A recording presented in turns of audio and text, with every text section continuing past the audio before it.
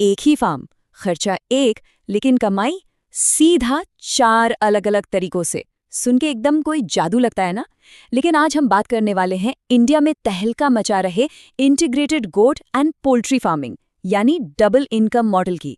इसे समझना बहुत जरूरी है भाई, क्योंकि हजारों किसान इसी एक सिस्टम से अपनी किस्मत और कमाई दोनों बदल रहे हैं।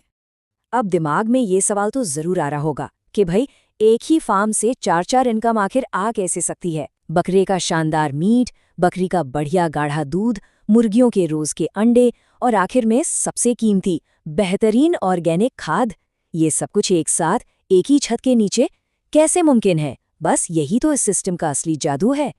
इसे ना एक असली कहानी से समझते हैं। रमेश भाई को ही ले लीजिए। इन्होंने शुरुआत में कोई करोड़ों का इन्वेस्टमेंट नहीं किया था, एकदम छोटे लेवल से काम शुरू किया। सिर्फ 5 बकरियां और 200 मुर्गियां। लोग हंसते थे, लेकिन इस सीक्रेट सिस्टम को उन्होंने एकदम सही तरीके से लागू किया और आज वो अपने पूरे इलाके के सबसे सफल किसान हैं। कैसे किया उन्होंने ये कमाल? चलिए डिकोड करते हैं इस सीक्रेट को। और सुनिए, ये कोई हवाई बात नहीं कर रहा हूं मैं। मथुरा के central institute for research on goats, उनकी खुद की रिसर्च ने ये साबित किया है कि अगर इस इंटीग्रेटेड फार्मिंग सिस्टम को सही से अपना लिया जाए तो मुनाफा सीधा 50% तक बढ़ जाता है। जी हाँ, मुनाफा सीधा आधा और बढ़ गया, बिना कोई एक्स्ट्रा मेहनत के।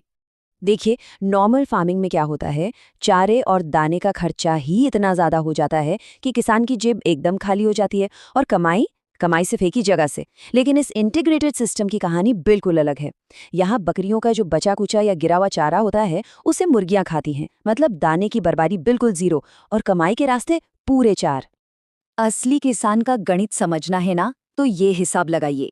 कुल कमाई का 40% तो सीधे बकरी के मीट और दूध से आ जाता है।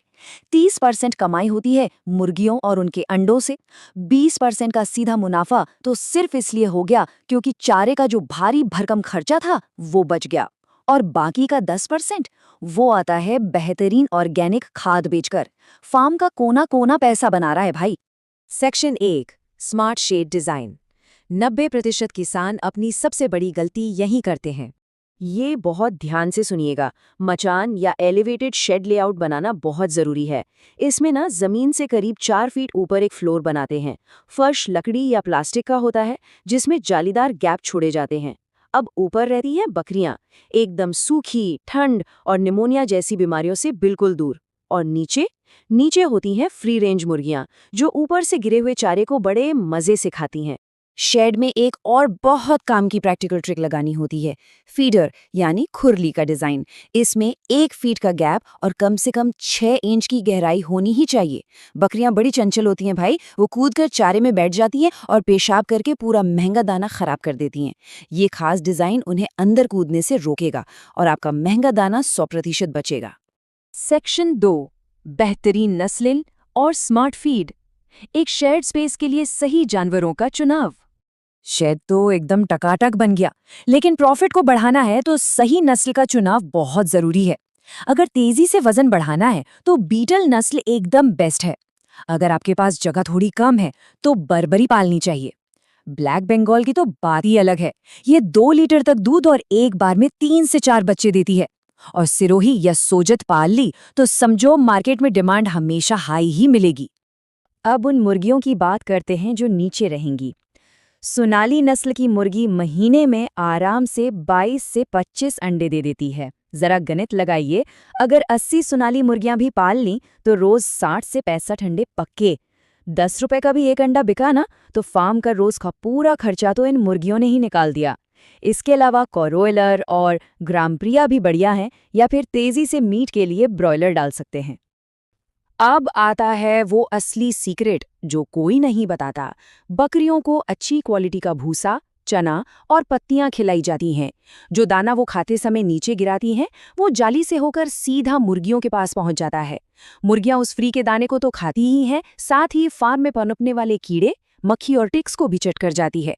मतलब समझ रहे हैं, मुर्गियां बकरियों के लिए बिल्कुल फ्री का पेस्ट कंट्रोल का काम कर रही हैं। बीमारी out. Section 3, real profit calculation.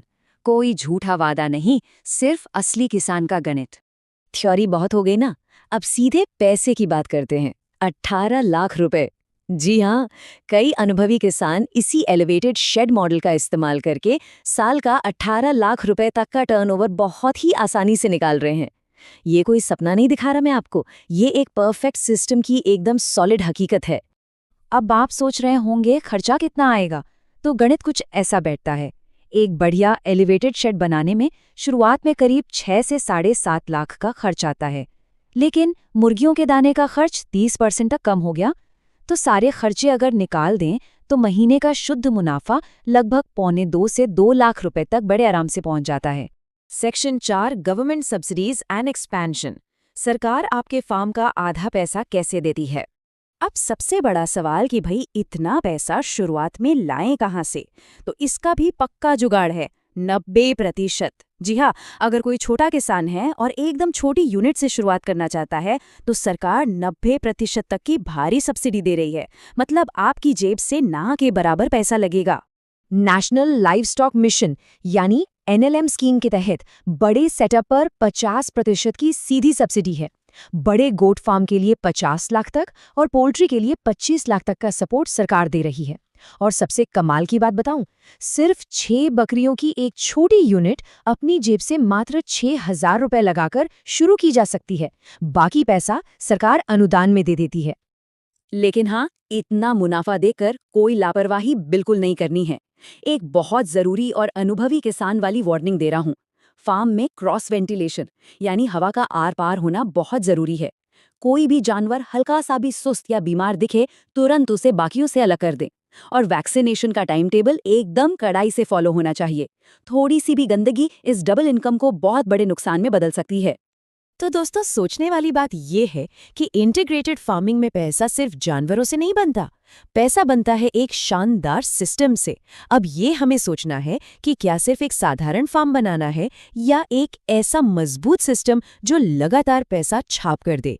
इस पूरे ढांचे को समझकर आज ही अपनी डबल इनकम की शानदार जर्नी प्लान की जा सकती है।